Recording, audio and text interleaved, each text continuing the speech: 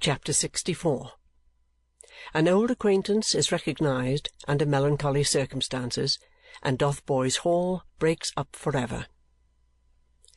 Nicholas was one of those whose joy is incomplete unless it is shared by the friends of adverse and less fortunate days. Surrounded by every fascination of love and hope, his warm heart yearned towards plain John Browdie. He remembered their first meeting with a smile, and their second with a tear, saw poor Smike once again with the bundle on his shoulder trudging patiently by his side, and heard the honest Yorkshireman's rough words of encouragement as he left them on their road to London. Madeline and he sat down very many times jointly to produce a letter which should acquaint John at full length with his altered fortunes, and assure him of his friendship and gratitude. It so happened, however, that the letter could never be written. Although they applied themselves to it with the best intentions in the world, it chanced that they always fell to talking about something else, and when Nicholas tried it by himself, he found it impossible to write one half of what he wished to say, or to pen anything indeed which on re-perusal did not appear cold and unsatisfactory compared with what he had in his mind. At last, after going on thus from day to day, and reproaching himself more and more, he resolved, the more readily as Madeline strongly urged him, to make a hasty trip into Yorkshire, and present himself before Mr. and Mrs. Browdie without a word of notice. Thus it was that between 7 and 8 o'clock one evening he and Kate found themselves in the Saracen's Head booking-office, securing a place to Greta Bridge by the next morning's coach. They had to go westward to procure some little necessaries for his journey, and, as it was a fine night, they agreed to walk there and ride home. The place they had just been in called up so many recollections, and Kate had so many anecdotes of Madeline, and Nicholas so many anecdotes of Frank, and each was so interested in what the other said, and both were so happy and confiding, and had so much to talk about, that it was not until they had plunged for a full half-hour into that labyrinth of streets which lies between Seven Dials and Soho, without emerging into any large thoroughfare, that Nicholas began to think it just possible they might have lost their way. The possibility was soon converted into a certainty, for on looking about, and walking first to one end of the street and then to the other, he could find no landmark he could recognize, and was fain to turn back again in quest of some place at which he could seek a direction. It was a by-street, and there was nobody about, or in the few wretched shops they passed.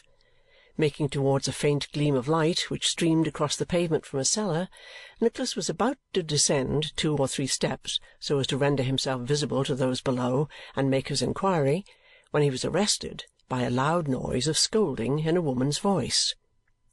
"Oh, come away," said Kate. "They are quarrelling. You'll be hurt." "Wait one instant, Kate. Let us hear if there is anything the matter," returned her brother. "Hush!"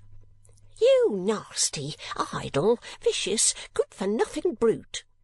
cried the woman, stamping on the ground. "Why don't you turn the mangle?" "So I am, my life and soul," replied the man's voice. "I am always turning. I am perpetually turning, like a demmed old horse in a demnition mill. My life is one demmed horrid grind." "Then why don't you go and list for a soldier?" retorted the woman. "You're welcome to." "For a soldier!" cried the man. "For a soldier!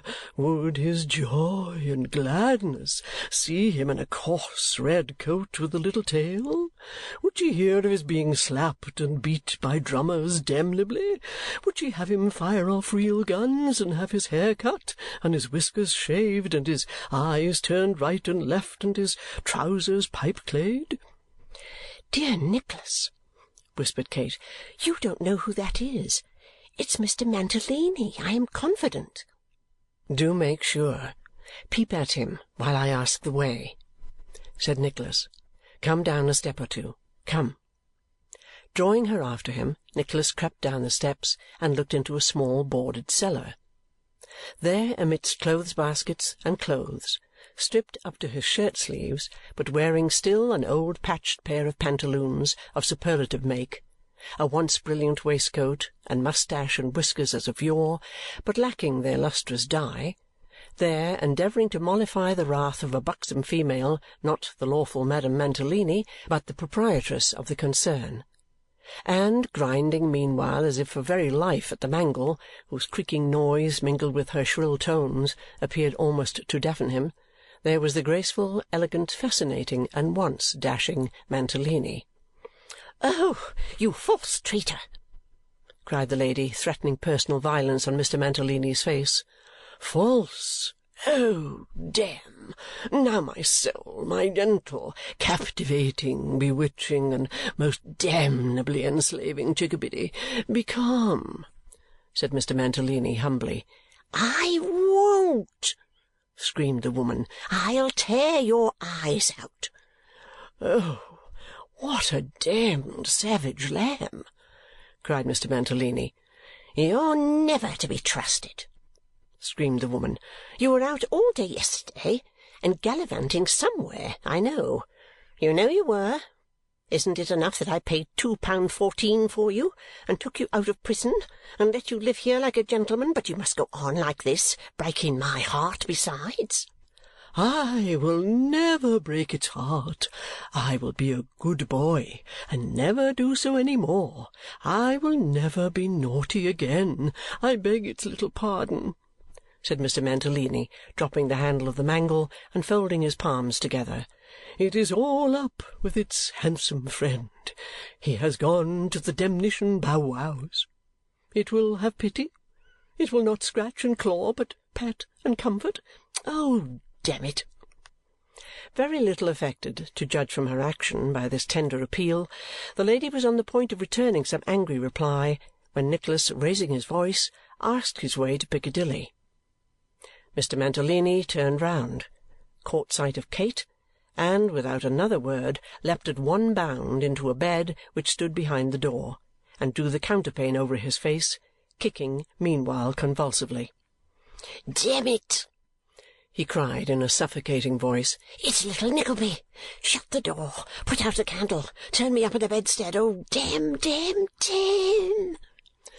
The woman looked first at Nicholas and then at Mr. Mantalini, as if uncertain on whom to visit this extraordinary behaviour. But Mr. Mantalini happening by ill luck to thrust his nose from under the bedclothes in his anxiety to ascertain whether the visitors were gone, she suddenly, and with a dexterity which could only have been acquired by long practice, flung a pretty heavy clothes-basket at him with so good an aim that he kicked more violently than before, though without venturing to make any effort to disengage his head, which was quite extinguished. Thinking this a favourable opportunity for departing before any of the torrent of her wrath discharged itself upon him, Nicholas hurried Kate off, and left the unfortunate subject of this unexpected recognition to explain his conduct as he best could. The next morning he began his journey. It was now cold, winter weather, forcibly recalling to his mind under what circumstances he had first travelled that road, and how many vicissitudes and changes he had since undergone. He was alone inside the greater part of the way, and sometimes when he had fallen into a doze and, rousing himself, looked out of the window and recognized some place which he well remembered as having passed, either on his journey down or in the long walk back with poor Smike, he could hardly believe but that all which had since happened had been a dream, and that they were still plodding wearily on towards London, with the world before them.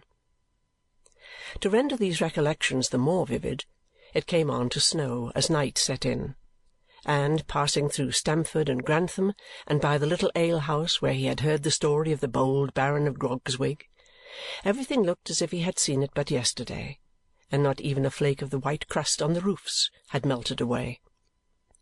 Encouraging the train of ideas which flocked upon him, he could almost persuade himself that he sat again outside the coach with Squeers and the boys, that he heard their voices in the air, and that he felt again, but with a mingled sensation of pain and pleasure now, that old sinking of the heart and longing after home. While he was yet yielding himself up to these fancies, he fell asleep, and, dreaming of Madeline, forgot them. He slept at the inn at Greta Bridge on the night of his arrival, and, rising at a very early hour next morning, walked to the market-town and inquired for John Brody's house. John lived in the outskirts. Now he was a family man, and as everybody knew him, Nicholas had no difficulty in finding a boy who undertook to guide him to his residence. Dismissing his guide at the gate, and in his impatience not even stopping to admire the thriving look of cottage or garden either, Nicholas made his way to the kitchen door and knocked lustily with his stick. "Hallo!" cried a voice inside. "Where't be the mither noo? Be the toon afire? Ding, but thou mackest noise enough." With these words, John Browdie opened the door himself, and opening his eyes too to their utmost width, cried as he clapped his hands together and burst into a hearty roar, "Ecod, it be the godfeyther! It be the godfeyther! Tilly, here be Mr. Nickleby. Gie us thee hond, mun. Come awa, come awa. In wi' un, doon beside the fire. Tak a sup o' that. Dinnot say a word till thou'st drunk it a'. Up wi' it, mun. Ding, but I'm reet glod to see thee." Adapting his action to his text, John dragged Nicholas into the kitchen, forced him down upon a huge settle beside a blazing fire, poured out from an enormous bottle about 1/4 pint of spirits, thrust it into his hand, opened his mouth and threw back his head as a sign to him to drink it instantly, and stood with a broad grin of welcome overspreading his great red face like a jolly giant. "I might ha' knowed," said John, "that nobody but thou would ha' come wi' sic a knock as you. Thot was the wa thou knocked at schoolmeasther's door, eh? But I say, what be a' this aboot schoolmeasther?" "You know it, then?" said Nicholas. "They were talking aboot it doon toon last neet," replied John, "but nane on 'em seemed quite unnerstan it like." "After various shiftings and delays," said Nicholas, "he has been sentenced to be transported for 7 years for being in the unlawful possession of a stolen will, and after that he has to suffer the consequence of a conspiracy." "Whew!" cried John. "A conspiracy? Summat in the Poodah plot, wa? Eh? Summat in the Guy Fawkes line?" "No, no, no. A conspiracy connected with his school. I'll explain it presently." "Thot's reet," said John. "Explain it arter breakfast. Not noo, for thou be'est hungry, and so am I, and Tilly she mun be at the bottom o' our explanations, for she says thot's the mutual confidence. Ecod, it's a room start, is the mutual confidence." The entrance of Mrs. Browdie, with a smart cap on, and very many apologies for their having been detected in the act of breakfasting in the kitchen, stopped John in his discussion of this grave subject, and hastened the breakfast, which, being composed of vast amounts of toast, new-laid eggs, boiled ham, Yorkshire pie, and other cold substantials, of which heavy relays were constantly appearing from another kitchen under the direction of a very plump servant, was admirably adapted to the cold bleak morning, and received the utmost justice from all parties. At last it came to a close, and the fire, which had been lighted in the best parlour, having by this time burnt up, they adjourned thither to hear what Nicholas had to tell. Nicholas told them all, and never was there a story which awakened so many emotions in the breasts of two eager listeners. At one time honest John groaned in sympathy, and at another roared with joy. At one time he vowed to go up to London on purpose to get a sight of the brothers Cheeryble, and at another swore that Tim Linkinwater should receive such a ham by coach and carriage free as mortal knife had never carved.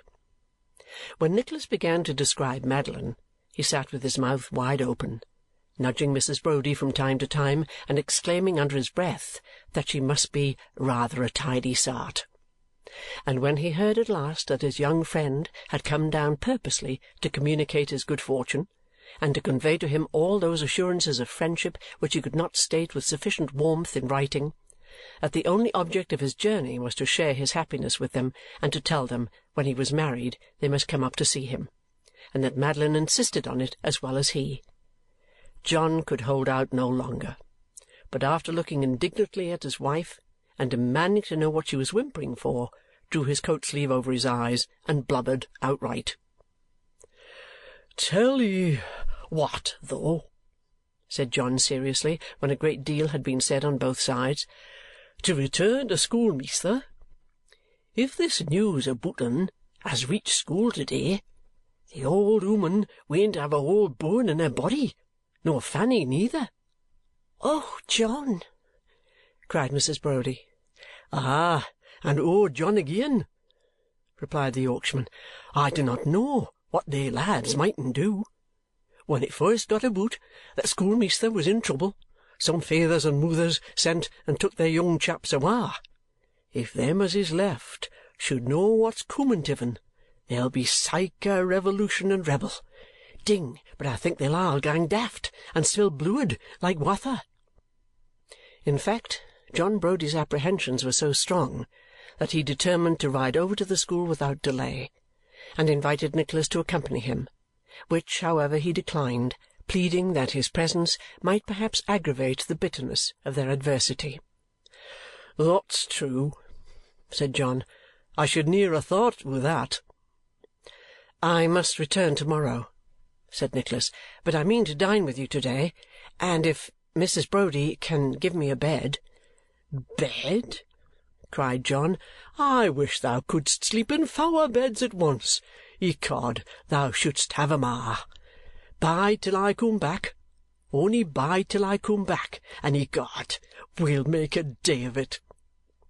Giving his wife a hearty kiss, and Nicholas a no less hearty shake of the hand, John mounted his horse and rode off, leaving Mrs. Browdie to apply herself to hospitable preparations, and his young friend to stroll about the neighbourhood and to visit spots which were rendered familiar to him by many a miserable association.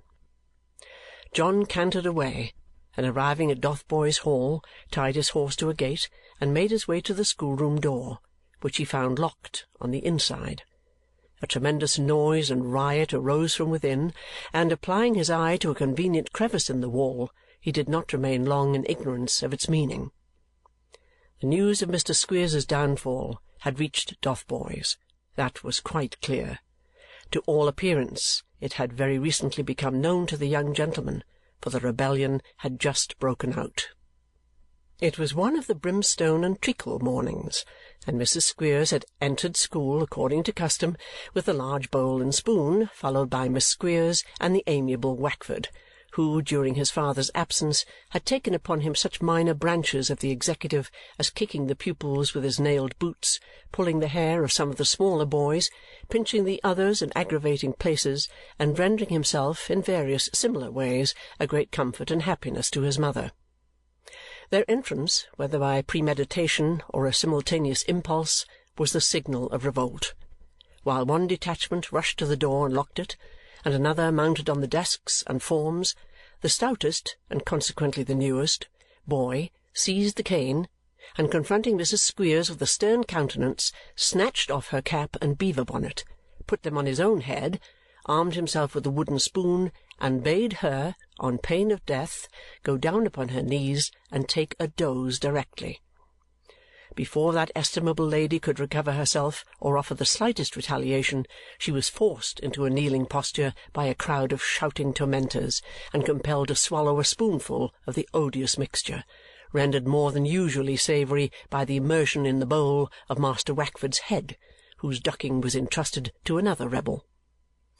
The success of this first achievement prompted the malicious crowd, whose faces were clustered together in every variety of lank and half-starved ugliness, to further acts of outrage. The leader was insisting upon Mrs. Squeers repeating her doze. Master Squeers was undergoing another dip in the treacle, and a violent assault had been commenced on Miss Squeers, when John Browdie, bursting open the door with a vigorous kick, rushed to the rescue. The shouts, screams, groans, hoots, and clapping of hands suddenly ceased, and a dead silence ensued. "Ye be nice chaps," said John, looking steadily round. "What's to do here, thou young dogs?" "Squeers is in prison, and we are going to run away," cried a score of shrill voices. "We won't stop. We won't stop." "Weel, then, dinnot stop," replied John. "Who wants thee to stop? Run awa like men, but dinnot hurt the women." "Hurrah!" cried the shrill voices, more shrilly still. "Hurrah!" repeated John. "We'll hurrah like men too. Now then, look out! Hip, hip, hip, hurrah!" "Hurrah!" cried the voices. "Hurrah again," said John. "Louder still." The boys obeyed. "Another," said John. "Dinnot be afeard on it. Let's have a good 'un. Hurrah!" "Noo then," said John, "let's have yan more to end wi, and then cut off as quick as you like. Tak a good breath noo. Squeers be in jail. The school's brocken oop. It's a hour past and gane. Think of that, and let it be a hearty 'un. Hurrah!" Such a cheer arose as the walls of Dotheboys Hall had never echoed before, and were destined never to respond to again. When the sound had died away, the school was empty, and of the busy, noisy crowd which had peopled it but 5 minutes before, not one remained. "Very well, Mr. Brody," said Miss Squeers, hot and flushed from the recent encounter, but vixenish to the last. "You've been and excited our boys to run away. Now see if we don't pay you out for that, sir. If my pa is unfortunate and trods down my henemies, we're not going to be basely crowed and conquered over by you and 'Tilda." "No," replied John bluntly, "thou bean't. Tak thy oath o' that. Think better o' us, Fanny. I tell ye both that I am glad the old man has been caught out at last, dommed glad, but ye'll suffer enough wi'out any crowing from me, and I be not the mun to crow, nor be Tilly the lass, so I tell ye flat. More than that, I tell ye the noo, that if thou needst friends to help thee awa' from this place, dinnot turn up thy nose. Fanny, thou mayst. Thou'lt find Tilly and I wi' a thowt o' old times aboot us, ready to lend thee a hond. And when I say that, dinnot think I be ashamed of what I've done, for I say again, hurrah, and damn the schoolmeasther. There!"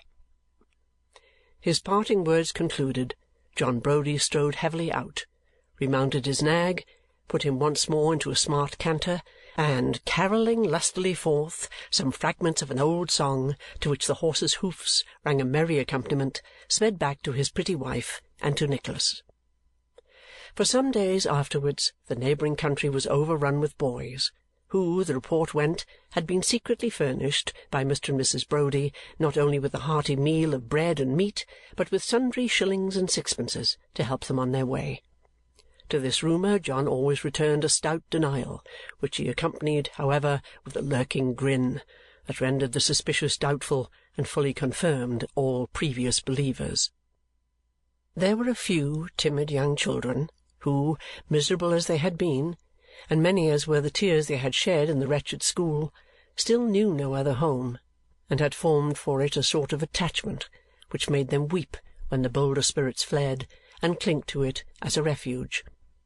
Of these, some were found crying under hedges and in such places, frightened at the solitude. One had a dead bird in a little cage.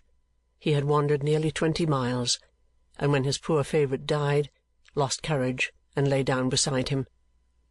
Another was discovered in a yard hard by the school, sleeping with a dog, who bit at those who came to remove him, and licked the sleeping child's pale face. They were taken back, and some other stragglers were recovered, but by degrees they were claimed, or lost again, and in course of time Dotheboys Hall and its last breaking up began to be forgotten by the neighbours, or to be only spoken of as among the things that had been. End of chapter 64.